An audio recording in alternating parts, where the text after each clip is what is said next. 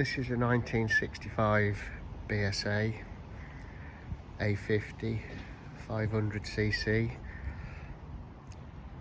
I think it's got a later engine in it. 1970 engine, I think. It's a project, turns over, brakes work, gears select, clutch doesn't disengage. There's no spark at the plugs, so just selling it as a project. Seems reasonable condition. Tank's a bit scuffed.